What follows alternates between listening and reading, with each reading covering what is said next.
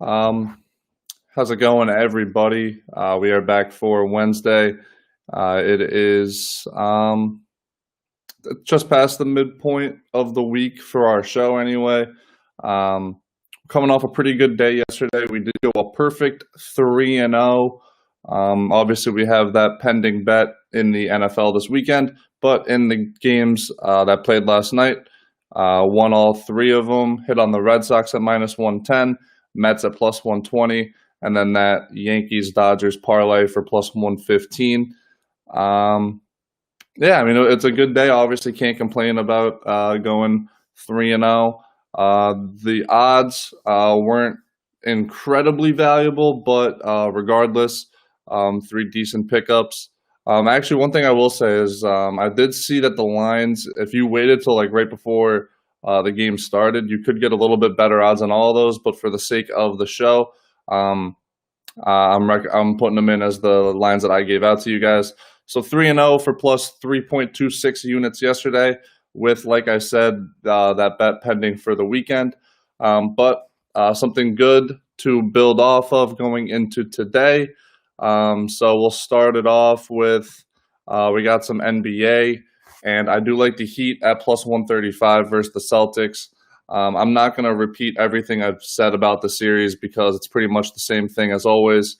You can look back to see why I really like the Heat in this series, and so far they jumped out to a 2-1 lead. I'd say the one thing that they have been struggling with is the start of their games. They have been they've been starting off with pretty big deficits.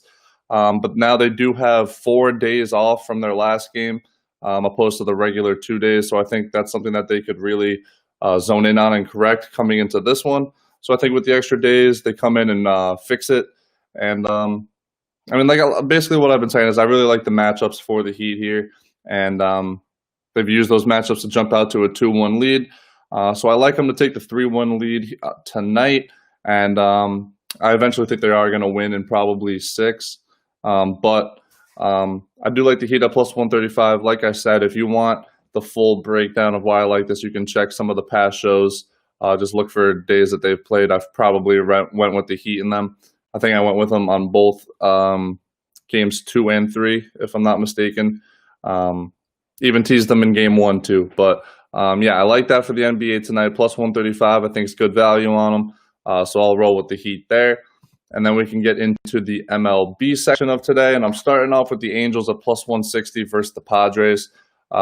Jamie Barria, however you want to pronounce it, is pitching for the Angels, who is 1-0 this year with a 3.26 ERA and 1.09 WHIP. And he's going up against Mike Clevinger, excuse me, who since joining his new team in the Padres is 2-1 with a 3 ERA and .94 WHIP. So obviously Clevinger's got pretty good numbers, and he's known as one of the better pitchers in the league.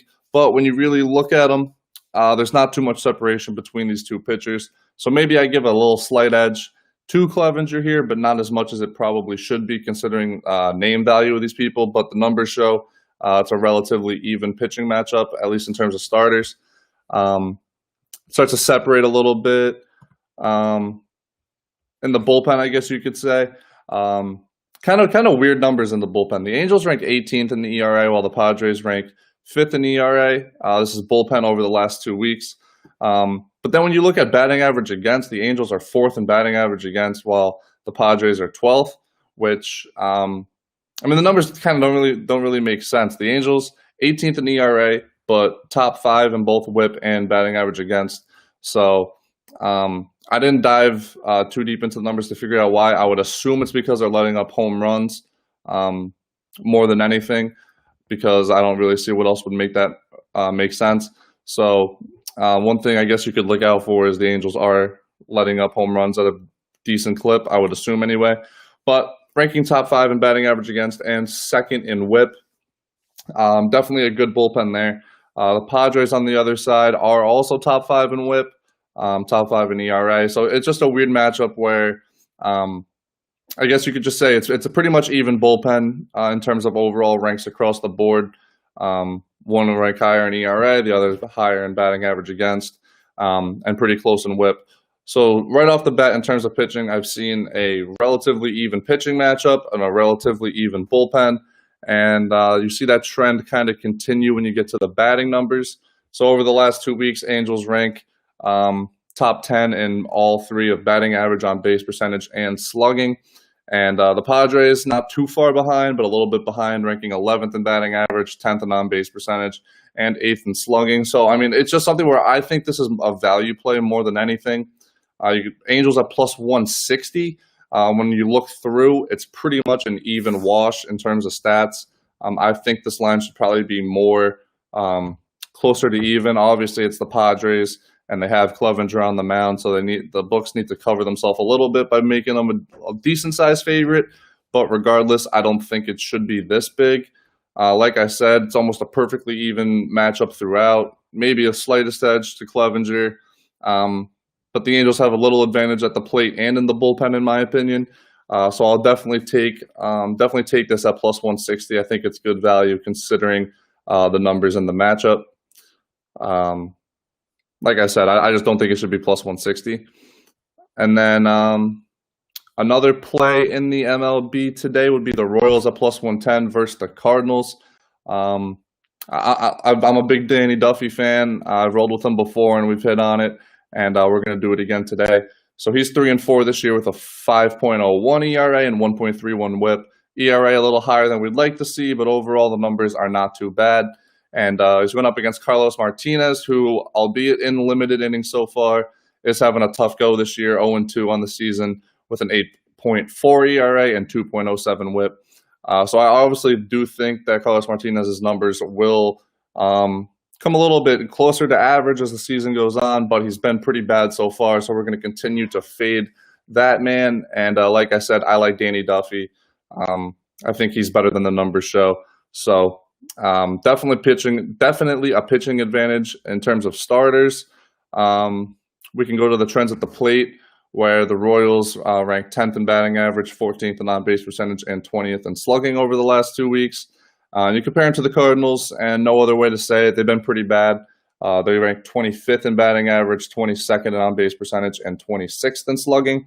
So definite advantage here at the plate. The Cardinals have been pretty bad, amongst the worst in the league, while Royals, the slugging is not great, but they get on base, and so we're going to roll with them there, especially against a guy that has over a 2 WHIP. In Carlos Martinez. So I think the Royals are going to get base runners. It'll just be a matter of pushing them across the plate, which I think they can do at least a little bit, give Danny Duffy a little bit of run support. And the trend in the bullpen as well does favor the Royals. Last 2 weeks, 7th in ERA, 10th in batting average against, and 5th in WHIP. So obviously pretty good numbers there. Ranking top 10 across the boards, obviously a solid lean, a solid edge anyway. But the Cardinals, 23rd in ERA, 11th in batting average against, and 15th in WHIP. The numbers just don't really stack up to support the Cardinals being favored here. I don't know why. This is almost one of those lines where you look at it and you think Vegas must know something that we don't, because it just doesn't make sense to me. I know the Royals are only plus 110, kind of a small underdog, but regardless, I don't see a reason why they shouldn't be favored in this game. Because, like I said, starting pitching advantage, batting advantage, bullpen advantage, but the Royals are plus 110. I'm not going to talk myself out of it, so I'm just going to go with the Royals at plus 110. Trust the gut and trust the numbers as well. And one lean for the day, and it's the Nationals at plus 125 versus the Phillies. This is a series that it seems like I always feel like there's value on the underdog. Every time these guys play, I can find a reason to go with the underdog. Haven't been too good at hitting this one. I feel like anytime I pick it, I lose it. But I do believe the last time we played it, it did win. So we're going with the Nationals at plus 125 as a lean. And there's 4 picks for today. Hoping to build off of that 3-0 day yesterday, making up to be a good week. Always nice to go up 3 units in a day, so we're rolling with them there. I'm going to run through the picks real quick for anyone tuning in late that wants to catch up. And it's in the NBA, excuse me, NBA Heat at plus 135. I think there's good value there. Angels at plus 160. Like I've been saying, I think there's insane value there. Even if they're not going to win, they just shouldn't be at plus 160.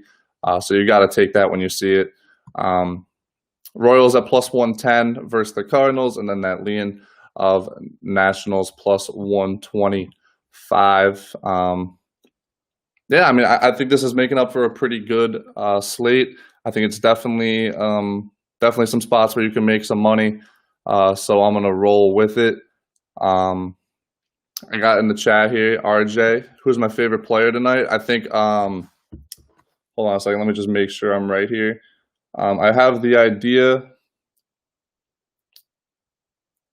I think there's a lot of guys that you just can't really go wrong with playing. In terms of a favorite player, I don't know if you're doing daily fantasy or not. Price might not be too great, but I always think it's smart to roll. DJ LeMahieu always gets on base, a lot of hits, can actually get RBIs, and has been shown he has some more power than you think. So if I had to pick a favorite player, always a safe bet to go with LeMahieu. Yeah. All right. So, yeah, I mean, that's pretty much all I got for you guys today. It's 4 picks. Had a good day yesterday, hoping to keep it going. And yeah, have a good day today. We'll cap off the week tomorrow. In terms of where I get into my UFC show on Friday. So, as always, good luck with your plays, with everything. Always want to make some money. And hopefully I see you guys tomorrow, same time, 11 a.m. I'll be here. You can tune in for some more MLB picks as well as NBA, possibly. We'll see what happens in the Lakers-Nuggets line. But, yeah, so thank you guys for tuning in as always. And hopefully I'll see you guys tomorrow. Thanks.